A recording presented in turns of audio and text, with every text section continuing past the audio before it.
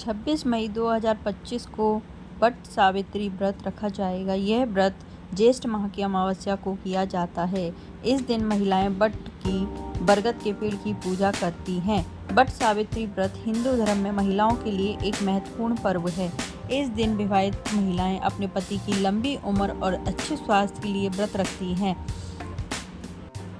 धार्मिक मान्यता अनुसार वट वृक्ष में ब्रह्मा, विष्णु और महेश का वास होता है। यही कारण इस पूजा में बरगद के पेड़ का विशेष महत्व है। इसके अलावा वट सावित्री व्रत से जुड़ी एक पौराणिक कथा भी है, जिसके बारे में चलिए मैं आपको विस्तार पूर्वक बताती हूँ।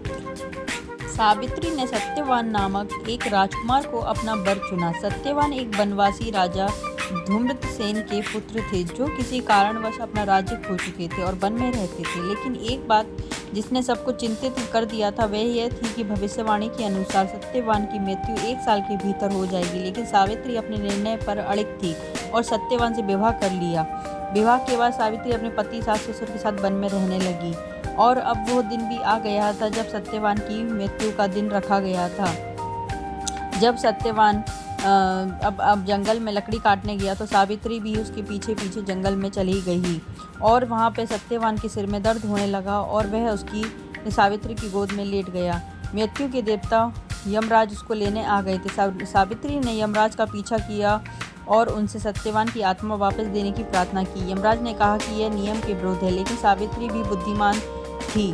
उन्होंने उससे 3 वर मांगने को कहा। सावित्री ने पहले अपने सास ससुर का राज्य मांगा, फिर उसने उनकी आंखों की रोशनी मांगी और अंत में उसने 100 पुत्र का वरदान मांगा। यमराज ने बिना सोचे समझे वर दे दिए और इस तरह सावित्री को उसका पति वापस मिल गया। तो वट सावित्री की पूजा भी हम इसी तरह करते हैं और अपने पति की लंबी आयु के लिए प्रार्थना भी करते हैं।